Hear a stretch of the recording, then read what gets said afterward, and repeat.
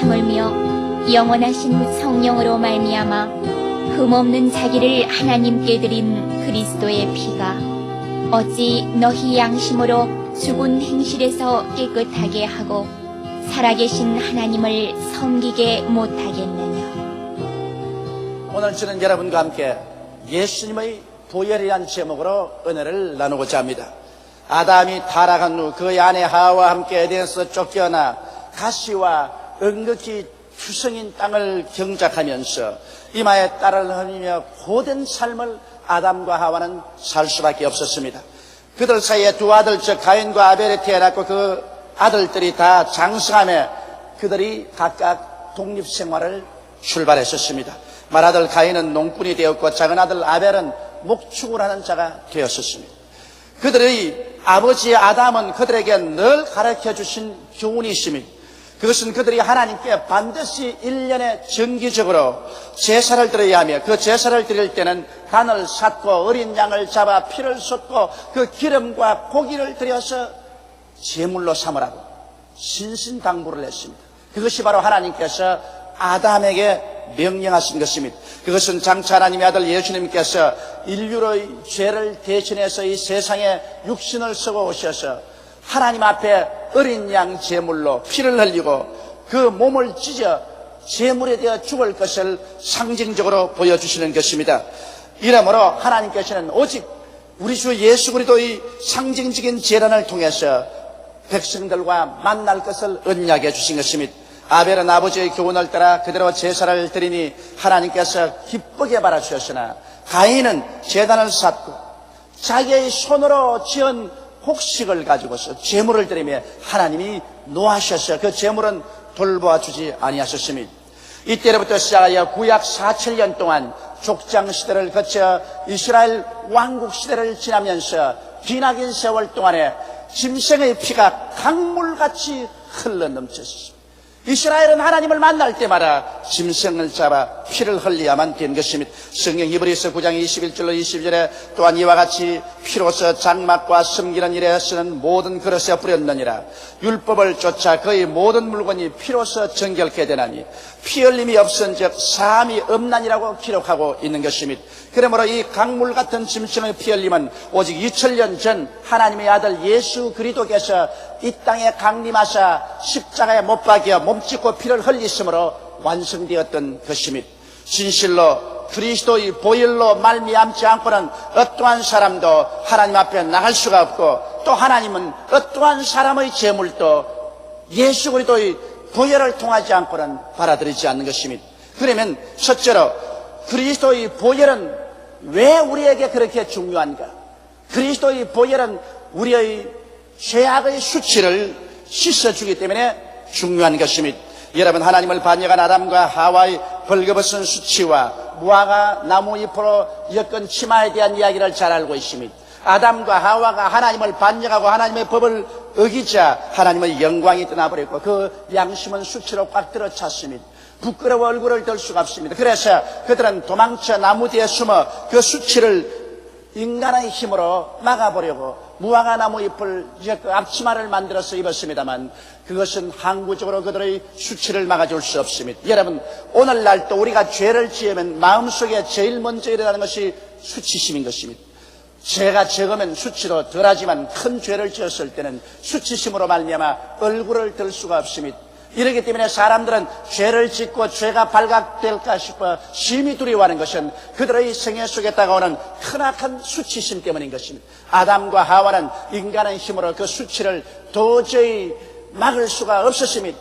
그런데 하나님께서는 그들을 불쌍히 여기셔서 비로소 에덴에서 짐승을 잡아 피를 쏟고 그 가죽을 벗겨서 옷을 만들어 아담과 하와에게 가죽옷을 입혀서 부끄러움의 수치를 면하게 하고 밖으로 나가게 해주신 것입니다. 이것은 지극히 상징적인 것입니다. 하나님께서 우리에게 부끄러움을 면하게 해주기 위해서는 누구가 죽어야 된다는 것입니다. 피를 흘리고 그 가죽을 벗겨서 우리에게 새로운 옷을 입혀줘야 된다는 것입니다. 이것이 바로 예수께서 오셔서 우리의 수치를 대신하여 십자가에 못 박여 피 흘려 죽으시고 그리스도의 의로움을 입음으로 만들어서 우리에게 입혀줄 것을 상징하는 것입니다. 우리는 모두 위선의 무화과 잎으로 우리들의 양심의 벌거벗은 수치를 덮고 계시나 이것은 오래가지 못합니다. 어떻게 하여 인간의 수단과 방법으로 그 수치를 가리우려고 해도 하나님 앞에 설 때는 만물이 벌거벗은 것처럼 드러나기 때문에 결코 수치를 가리울 수가 없는 것입니다. 오직 예수님의 피만이 진정으로 우리의 죄를 씻어주고 의의 옷을 입혀주시는 것입니다. 그렇기 때문에 예수의 보혈을 의지하지 않고 오늘날 인간의 윤리나 도덕이나 인간의 행위로서 옷을 만들어 입고 하나님 앞에 서려고 하는 사람은 실패하고 말 것입니다. 아담과 하와의 무화과나무 잎이 햇빛을 받아 쭈그러지고 말라버린 것처럼 인간의 모든 선한 행위는 하나님 앞에서 다 사라져버리고 마는 것입니다. 오직 하나님의 아들 예수 그리스도의 보배로운 피가 우리의 수치를 말끔히 씻어주시고 그리스도의 의로움으로 입혀주시기 때문에 예수 그리스도를 의지하고 그 보혈로 말미암아 하나님 앞에 서게 될 때 부끄러움 없이 담대한 마음을 가지고 설 수가 있는 것이요 구원의 길을 걸어갈 수가 있는 것입니다. 둘째로 그리스도의 보혈만이 하나님의 용납함을 받는 증거가 되는 것입니다. 죄는 의의 하나님을 대적하는 것입니다. 하나님은 의인데 죄는 의를 부인합니다. 의는 빛과 같고 죄는 어둠과 같습니다. 어둠이 오면 빛이 사라져야 되고 빛이 오면 어둠이 사라져야 하는 것입니다. 그러므로 하나님과 죄는 절대로 같이 할 수가 없습니다. 그렇기 때문에 하나님은 죄를 무섭게 심판하십니다. 죄의 값은 사망이요 죄를 지은 영혼은 죽으리라고 성경은 말하고 있는 것입니다. 요한계시록 21장 8절에 보면 그러나 두려워하는 자들과 믿지 않은 자들과 흉악한 자들과 살인자들과 행음자들과 술객들과 우상숭배자들과 모든 거짓말하는 자들은 불과 유황으로 타는 못에 참내리니 이것이 곧 둘째 사망이라고 말한 것입니다. 하나님께서는 죄를 당연히 불과 유황으로 타는 못에 내어 던져버리고 마는 것입니다. 그러므로 죄를 가지고 하나님 앞에 설 수 없습니다. 이 죄를 유일하게 씻어주고 이 죄지은 인간들이 하나님 앞에 용납함을 받을 수 있는 길은 예수 그리스도의 십자가의 보배로운 피를 의지하는 길밖에 없습니다. 하나님께서 애굽을 심판하실 때 이스라엘 백성에게 부탁한 것이 있습니다. 모든 사람마다 짐승을 잡아 그 피를 양푼에 담아 우설초로 찍어서 해지기 전에 문인방과 설주에 바르라고 했었습니다. 그 밤에 야훼 하나님께서 애굽을 지나가실 때 문설주나 인방에 피가 없는 집마다 들어가서 짐승의 처음 난 새끼로부터 모든 장자를 다 쳐서 죽일 것이라고 말했었습니다. 부지런히 이스라엘 백성들은 해지기 전에 짐승을 잡아 피를 문설주와 인방에 발랐습니다만 애굽 사람은 그것을 보고 비웃었습니다. 그러나 그 밤에 야훼 하나님께서 애굽에 내려와서 심판을 베풀 때 문설주와 인방에 피가 있는 집은 다 용납하시고 지나가 버리시고 피가 없는 집에 들어가셔서 짐승의 처음 난 새끼로부터 맷돌을 가는 여종의 첫 아들까지 모두 다 하나님이 쳐서 죽인 것입니다. 그 사실을 통해서 우리 하나님께서는 피를 보아야 용납하시지 피를 보지 않고는 하나님의 심판은 절대로 지나치지 않는다는 것을 보여주고 있는 것입니다. 그러므로 오늘 우리가 하나님 앞에 설 자격을 얻으려면 십자가에 못 박인 예수 그리스도의 피를 우리 마음의 문설주와 인방에 발라야 되는 것입니다. 그리고 우리가 살아갈 때 하나님이 이 세상을 심판할 때 우리를 용납하시고 진행하시지 만일 우리의 마음의 문설주와 인방에 피가 없으면 하나님께서는 우리를 무자비하게 심판하실 것입니다. 우리 하나님께서는 절대로 죄를 고분고분히 지나치게 하지 않습니다. 사람들은 아직 하나님의 심판을 보지 못하기 때문에 큰 소리 하지만은 하나님의 진노가 불탈 때 그 앞에서 견뎌낼 사람이 절대로 없습니다. 그렇기 때문에 차라리 예수를 믿어 그 보혈로 말미암아 하나님의 구원을 받고 용납을 받지 못할 바에는 태어나지 않음이 나을 것입니다. 이와 같이 무서운 심판이 앞으로 우리에게 다가오는 것입니다. 이 심판의 날에 하나님께서 우리를 심판해서 구원으로 옮길 수 있는 유일한 조건은 예수 그리스도의 십자가의 보배로운 피밖에 없는 것입니다. 셋째로 예수 그리스도의 보혈만이 우리의 연약함을 이해해 주십니다. 예수를 믿고 구원을 받고 보혈로 씻은 우리는 하나님 앞에서 용서받은 빚을 지게 되는 것입니다. 죄를 짓고 불의하고 추악하며 버림을 받아야 마땅한 내 자신이 예수의 보혈로 값없이 용서를 받았기 때문에 이제 나도 남의 죄를 용서해 주어야 될 마음의 무거운 책임을 느끼게 되는 것입니다. 그래서 우리의 마음이 남을 이해하고 동정하고 사랑할 수 있는 크나큰 변화를 체험할 수가 있는 것입니다. 거의 매일같이 우리는 대수간에 죄를 짓습니다. 죄를 짓지 않는 사람은 이 세상에 한 사람도 없습니다. 우리가 구원은 한 번 받지만은 그러나 구원받고 난 다음에도 죄는 계속 짓습니다. 계속 죄를 회개하고 계속 죄사함을 받아야 되는 것입니다. 그러므로 예수 그리스도의 보혈만이 우리 연약함을 돌보아 주시고 계속해서 죄를 씻어 주시는 것입니다. 베드로가 예수 그리스도께서 마지막 만찬을 마치시고 제자들에게 발을 씻겨줄 때 자기 차례가 오자 주님 내 발은 못 씻는다고 그랬습니다. 그러자 예수님께서는 내가 너 발을 씻지 않으면 너는 나와 상관이 없다고 말하자. 베드로는 그러면 내 머리까지 씻어달라고 했었습니다. 그러자 주님께서는 한 번 씻은 사람은 깨끗하니 머리는 씻을 필요가 없고 발만 씻으면 된다고 그랬었습니다. 이것은 상징적인 말인 것입니다. 우리가 한번 예수를 믿고 구원을 받으면 거듭 구원받을 필요는 없습니다. 한번 구원받았으면 구원받은 사람인 것입니다. 그러나 우리의 행위인 발은 자꾸 더러워지기 때문에 매일같이 예수 그리스도의 보혈을 죄를 회개하고 씻어야만 하는 것입니다. 이러므로 그리스도의 보혈만이 우리의 연약함을 이해해 주십니다. 로마서 7장 14절로 24절에 보면 우리가 율법은 신령한 줄 알거니와 나는 육신에 속하여 죄 아래 팔렸도다. 나의 행하는 것을 내가 알지 못하느니 곧 원하는 이것은 행하지 아니하고 도리어 미워하는 그것을 함이라. 만일 내가 원하지 아니하는 그것을 하면 내가 이로 율법의 선한 것을 시인하노니 이제는 이것을 행하는 자가 내가 아니요 내 속에 거하는 죄니라. 내 속 곧 내 육신에 선한 것이 거하지 아니한 줄을 아노니 원함은 내게 있으나 행함은 없노라. 내가 원하는 바 선은 하지 아니하고 도리어 원치 않은 바 악은 행하는도다. 만일 내가 원치 아니하는 그것을 하면 이를 행하는 자가 내가 아니요 내 속에 거하는 죄니라. 그러므로 내가 한 법을 깨달았노니 곧 선을 행하기 원하는 나에게 악이 함께 있는 것이라. 내 속 사람으로는 하나님의 법을 즐거워하되 내 지체 속에서 한 다른 법이 내 마음의 법과 싸워 내 지체 속에 있는 죄의 법 아래로 나를 사로잡아오는 것을 보는도다. 오라 나는 곤고한 사람이로다. 이 사망의 몸에서 누가 나를 건져내랴. 이것이 사도 바울 선생의 탄식입니다. 이 얼마나 적절한 말인 것입니다. 우리가 예수 믿고 난 다음에 우리 속 사람은 하나님을 사랑하고 하나님 법대로 살기를 간절히 사모하되 우리 지체 속에 있는 한 다른 법이 있어 이 다른 법이 우리 마음의 법과 싸워서 우리를 죄의 법 아래로 끌어가는 것을 우리는 늘 체험합니다.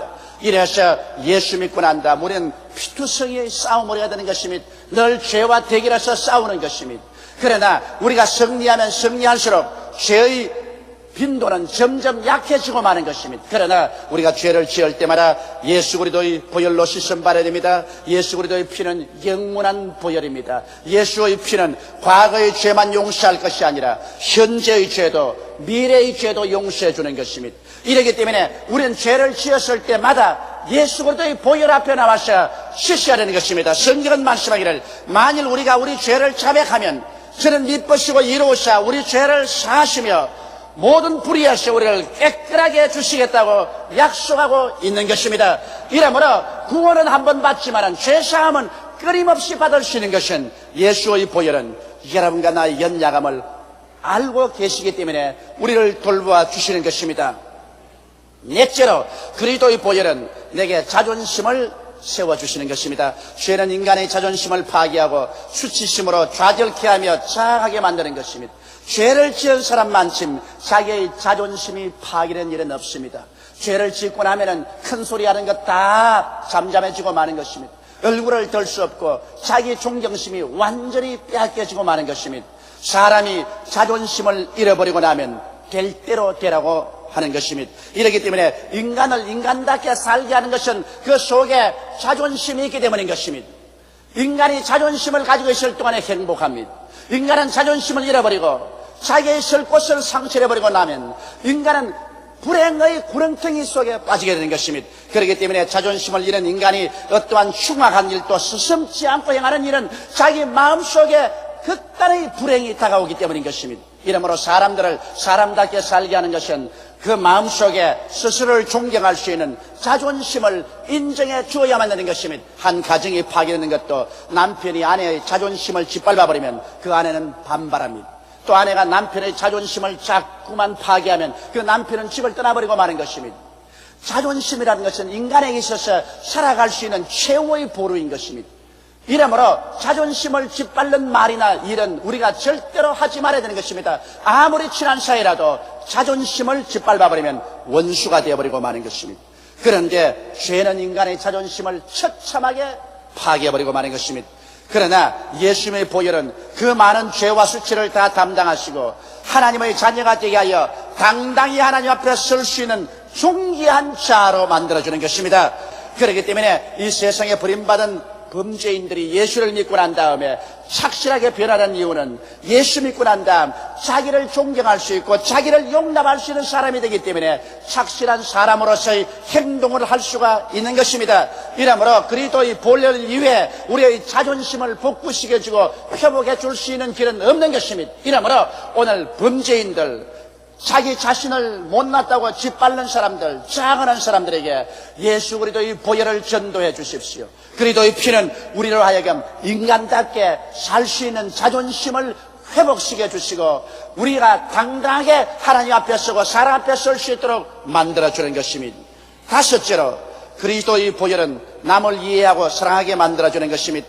인간은 태어날 때부터 남을 정죄하는 율법적이고 위선적인 존재인 것입니다. 사람은 자기의 잘못은 잘 가리우지만은 남의 잘못은 파헤칩니다.